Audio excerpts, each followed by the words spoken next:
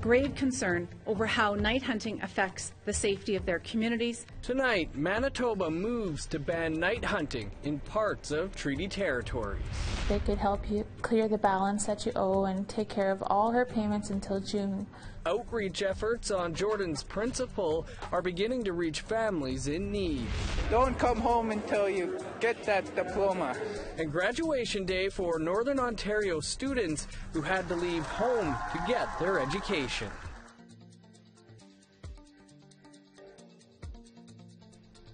Good evening. Welcome to APTN National News. I'm Dennis Ward. A gold mine in the Northwest Territories has created catastrophic consequences for the environment. Huge amounts of arsenic from the giant mine, which operated for over 5 decades, is now being cleaned up by the federal government. But this week at a town hall, the Yellowknives Dene raised concerns about what will be done with the contaminated areas outside of the mine site. Our reporter Charlotte Mort-Jacobs has more. This is Kaleme Dene School in the community of Dilo, Northwest Territories. You wouldn't know it by looking at it, but this area right beside the school is contaminated with arsenic hotspots. Just how and where is contaminated? That's the question of the Yellowknives Dene. Do you know where the hotspots are? Right there, so right there. What? What do you mean? Actually, in Dilo? Yeah, so there are hotspots right over there, right in that wooded area. Did you know that? No way. I had no idea. We used to play there as kids, and kids still play there. And these kids go through there every winter on their skis, and it's a pretty popular area. Cody Erasmus has spent his whole life in Dilo. His daughter Charlie goes to school here. Erasmus, like all of the Yellowknives Dene, have lived in the shadow of giant mine. The gold mine ran from the 1940s before going bankrupt in 2004. It left with it poisonous arsenic dust buried at the bottom of surrounding lakes and some soil deposits on the land. Now the federal government is getting ready to clean up the giant mess. But there are many questions. Yellowknives got nothing from that site. On Tuesday, the board overseeing the remediation held their annual public meeting, and the chief from Dilo, Ernest Bastina, voiced concern over the arsenic hotspots underground at the school. And I want to know, how big is this area? And how contaminated is it? Will somebody tell me that? And will somebody tell my people how much area is contaminated? Oversight Board Chair Kathy Ratcher told the crowd that hotspots were noted in a 2017 report. But the Yellowknives Dene's question went unanswered, as the appropriate person from INAC who worked on the hotspot report wasn't in attendance that evening. And it's unfortunate that he's not here, so Chief, we're not giving you very much satisfaction tonight. I know that. No. Well, the federal government has promised to take care of the arsenic at Giant Mine. The health risk associated with arsenic off-site remains a contentious issue. It's still there, and what's going to happen to it? It's not going to go away. It's going to probably get worse and worse. In the meantime, maybe some of my members or some of the kids could be getting sick. In the fall of 2017, residents of Dilo were asked to give voluntary blood, urine, and nail samples to see what the level of arsenic in their bodies is at. That study is still ongoing. Charlotte Mort-Jacobs, APTN National News, Dilo. The Manitoba government has announced a bill to change night hunting around the province, citing safety and big game sustainability concerns. Brittany Hobson brings us more. We respect their constitutional right, but we are also striving to achieve balance for public safety. The Manitoba government is moving forward with an amendment to reform night hunting throughout the province. The Wildlife Amendment Act, or Bill 29, proposes specific zones and times when night hunting is permitted. The framework for the bill comes after 22 meetings with First Nations, farmers, and hunters, says Minister of Sustainable Development Rochelle Squires.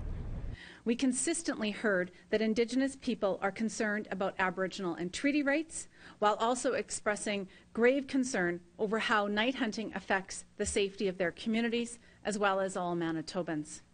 The changes would mostly impact Treaty 1, 2, and 3 territories where First Nations and farmers are in close proximity. Treaty 5 territory in northern Manitoba would see fewer changes. No Indigenous representation was at the table during the government's announcement. Assembly of Manitoba Chiefs Grand Chief Arlen Dumas said all changes have to be negotiated with First Nations. In order to have a meaningful resolution, that there has to be a meaningful consultative process with the First Nations in Manitoba. I believe that if we don't do things in that way, then it would be bad faith. Dumas says he has been in touch with Premier Brian Pallister, and consultations will happen throughout the summer. We have started it, but it has not been completed, and until we complete our process, we will be sort of out of line with whatever the government proposes. Brittany Hobson, APTN National News, Winnipeg. And we would like to hear what you have to say about this or any other story. Here's how to contact us. Send an email to news@aptn.ca, like our APTN National News Facebook page.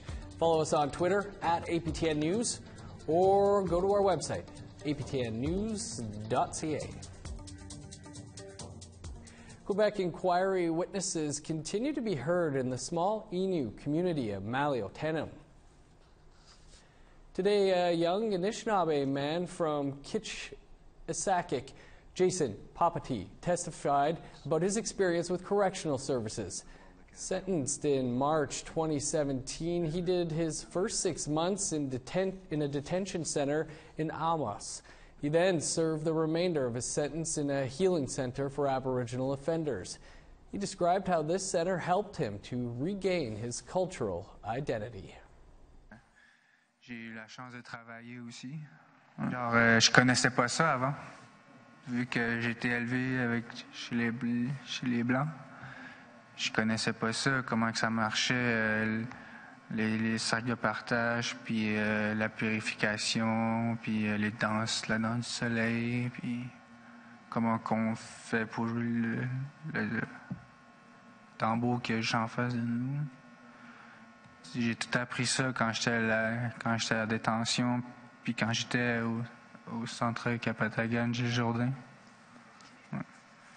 Puis c'est le fun, genre j'ai comme je tente de retrouver mon identité que je suis. Winnipeg police divers pulled the body of a woman out of the Red River last night. Police confirm it is the body of April Carpenter. Investigators are looking to speak with individuals who may have had contact with April on the evening of Thursday, April 26, 2018 and beyond. She was 23 years old. April was reported missing from the west end of Winnipeg on April 28th. People in the Yukon can now receive assistance in accessing services for children and youth without having to wrangle through government red tape. The Yukon Council of First Nations has hired 2 workers to help families apply to Jordan's Principle. It's a $382 million fund without disruptions, delay, or discrimination.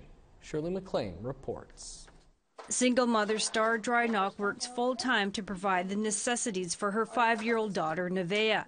But at times, life takes turns and twists that has left Drynock owing her daycare provider $1,000. She is slowly trying to pay off her debt. Drynock was told she can apply to Jordan's Principle to help pay back that bill. I only recently heard of it, like within the last 3 months or so. Jordan's Principle can help you with your daycare costs. Like, they could help you clear the balance that you owe and take care of all her payments until June. And I thought that was amazing, so I wanted to start the process of applying for Jordan's Principle. Applying to Jordan's Principle is new for Yukon First Nations, as it was seen as a tool for on-reserve First Nations only with medical costs. But in 2016, Canada Human Rights Tribunal found Canada racially discriminated against First Nations children by not fully implementing Jordan's Principle, which also includes services like language and cultural programming, health supports, social services, and medical services. In response, Indigenous Services Canada launched a $382 million fund as part of its implementation of Jordan's Principle. The Council of Yukon First Nations has hired 2 workers to help Yukon children in the territory get access to that funding, and at times could possibly front costs. On a case-by-case basis, CYFN will work with Indigenous Services Canada to help float or cash flow some of those in-term pieces, and CYFN can directly invoice and wait the normal times to receive those repayments, and so the family doesn't have to have another barrier or delay in service. It's relieving to know that there's a program that could help, like single parents, you know, it helped them with their costs.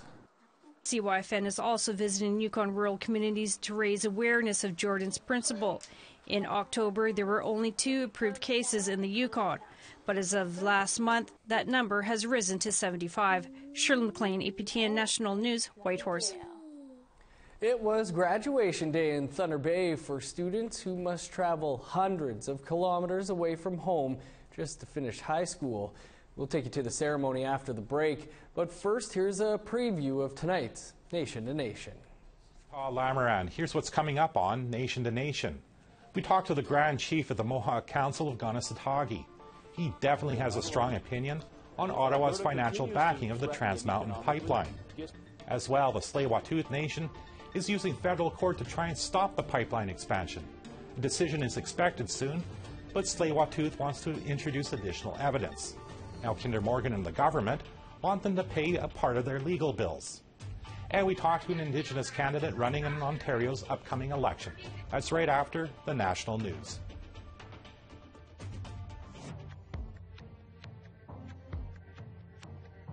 Here's a look at Friday's weather forecast starting on the East Coast. Sunny and 15 in Fredericton, plus 5 in St. John's. 1 above in Cartwright, 1 below in Nain. More snow on the way for Inukjuak. 13 under sunny skies in Val-d'Or. 15 in Montreal and Quebec City. 17 in London, Ottawa, North Bay, and Sault Ste. Marie.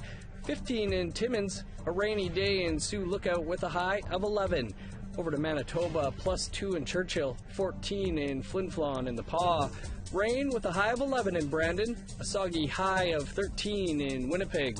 In Saskatchewan, 12 in Swift Current, Regina, and Yorkton. Sunny in the north of the province, 16 in La Ronge and Buffalo Narrows.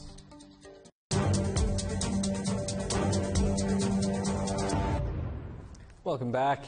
We've brought you many stories about the students at Dennis Franklin Cromarty High School in Thunder Bay, the challenges and successes they face to attend high school away from home and family.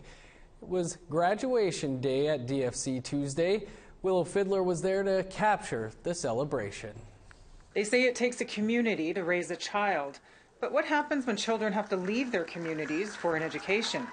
Tanisha Chicane left her home and family in North Caribou Lake to attend high school. She was only 14 years old at the time. I didn't have anybody to look out for me for a while, and I had to learn how to look out for myself. Now Tanisha is being celebrated for her accomplishments. The valedictorian just graduated with 23 of her classmates. Thank you very much, and congratulations to DFC class of 2018. The reality for most First Nations in Northern Ontario means students have to leave their communities to attend high school. They're the ones who've made the sacrifice, that have said, I want to graduate high school and I'm going to put my life on hold. I'm going to say goodbye to my parents, to my siblings, sometimes to my own children, to move away for a year, 2, 3 years to graduate because they know that that sacrifice is going to further them in the future. Tanisha became a mother at 15. She had to leave her daughter at home with family so she could finish high school. My mother wouldn't let me drop out, so she wouldn't sign the papers. So, yeah. She focused on her assignments and gave it her all for one reason. My daughter. I figured that since I'm out here, I should do my best. Aaron Guthrie said students need a supportive community to succeed. I tell people all the time, I'm not just a teacher. I feel like I'm a part-time teacher, part-time social counselor, part-time friend, part-time parent, part-time coach. We play a lot of roles in our students' lives. Miguel Quiquish, also from North Caribou Lake, faced his own challenges. His sister Cheyenne died by suicide 5 years ago. Then, last October, Miguel's brother Trevor also died by suicide. He said he wanted to give up. It was hard to go back to school. Didn't feel like going. Didn't feel like coming out to DFC. But the staff and other fellow students helped me pull through.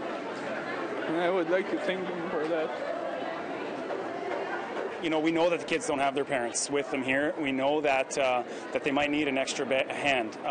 We understand that the majority of our students are coming with some type of traumatic life experience in their back pocket. Like Miguel said he hopes his brother and sister are proud of him. They'd always threaten me, better finish or else I'm going to break your Xbox. Or my sister would be like, don't come home until you get that diploma. He doesn't intend to quit now either. He plans to attend college in the fall. And Tanisha wants to pursue welding in college. If you don't step forward, you'll always be in the same place. And if you don't go after what you want, you'll never have it. Willow Fiddler, APTN National News, Thunder Bay. A huge congrats to all the grads and their families. The Canada Council for the Arts selected an Indigenous project for the 2018 Architectural Biennial. Unceded Voices of the Land will be on display in Venice, Italy. It was led by internationally renowned architect Douglas Cardinal. It celebrates the work of Indigenous designers. To tell us more, I'm joined by Simone Bro from Montreal.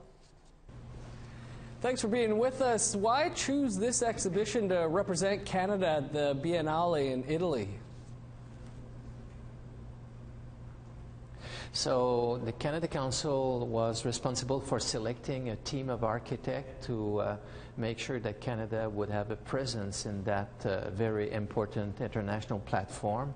And the project that has been selected is led by Douglas Cardinal, the iconic Indigenous architect, and it involves 7 other architects from the back of the turtle, so from Canada and the US, men, women, and they will present their work, but also the reasons why they are involved as architects. So they're, in a sense, their worldview of architecture. Can you describe for us what the exhibition looks like?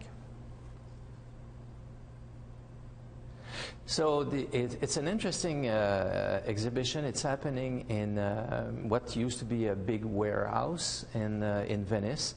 And in fact, it's a structure that has been designed by Douglas Cardinal. So you kind of enter in a kind of a river, and on the screens you have projections of the work of the architect. You also have a film showing what is the landscape in Canada. You also have interviews, 18 interviews with individual interviews with the architects describing, explaining their work, their passion for what they do.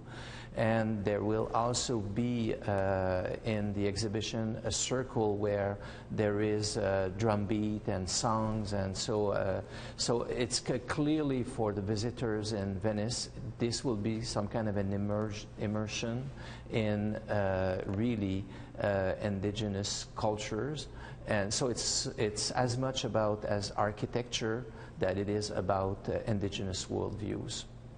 Sounds impressive. What does the Biennale offer for the Indigenous Architects delegation? So for them, they have this kind of a unique chance to really present their work in what is considered to be the most prestigious platform in the world, where 60 and 70 other countries are presenting the best of architecture. And I think that for the Indigenous architect, it's the first time ever that they will be present in that Biennale, and it's an occasion to not only to show their work, but also to explain what and how a different perspective on the land, on architecture, on sustainable development, on heritage, can inform not only Indigenous architecture, but also, I think, a renewal of architecture worldwide. So I think it's a very unique moment. It's very prestigious. It's very exciting. It's a first. And it's an immense honor for the Canada Council for the Arts to be a funder and a commissioner of that exhibition. Sounds like quite the Opening opportunity. next week in Venice. Yep, sorry about that. Sounds like a really great opportunity, as you say. We appreciate you taking some time to be with us here today to talk about it with us. Thank you. My pleasure. Unseated will be on display at the Arsenal in Venice, Italy from May 26th to November 25th, just in case you happen to be there. It's the biggest night on the calendar for Indigenous music stars and up-and-comers. We'll have a preview of this year's Indigenous Music Awards right after the break.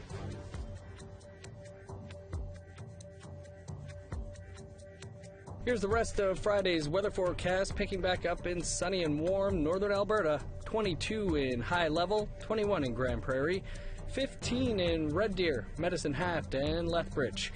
In British Columbia, 24 in Kamloops, 20 in Vancouver. Sunny and 22 for Prince George, 25 in Fort Nelson. A warmer day in Yukon, 21 in Dawson City, 19 in Beaver Creek. Nice looking day in NWT, 24 under the sun in Fort Liard, 23 in Fort Simpson. -9 in Sax Harbor, -2 in Inuvik.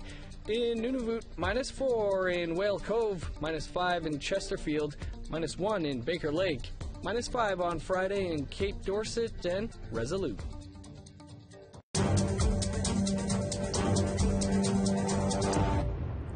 Welcome back. The 13th Annual International Indigenous Music Awards are taking place Friday at Winnipeg's Club Regent Event Center. The awards honor work created by First Nations, Métis, and Inuit artists. Some of the nominees include Buffy St. Marie, Indian City, Cody Coyote, and Ainsley Simpson. 70s era rocker Pat Vegas of Redbone fame will receive a Lifetime Achievement Award. Yukon dance group Daka Kawan is nominated for Best Electronic Music Album. They will also be performing for the first time at the award show. Marilyn Jensen is with the group. We're just truly honored. You know, we're always so just humbled by the abilities and the status of the other artists that we'll share the stage with. So we're really excited and very humbled. Good luck to all the nominees. We take you to Windsor, England now, where, in case you didn't know, Prince Harry and Meghan Markle are less than 2 days away from tying the knot. Earlier today, the couple arrived to practice their I do's. Convoy drove up to the castle grounds. The couple is there for their wedding rehearsal at St. George's Chapel. At this point, we still don't know who will walk the bride-to-be down the aisle on Saturday. When will we know? That is your APTN National News for this Thursday. For more, visit our website, aptnnews.ca. Don't turn that dial. Nation to Nation with Todd Lamarand is up next. Dennis Ward, have a great night.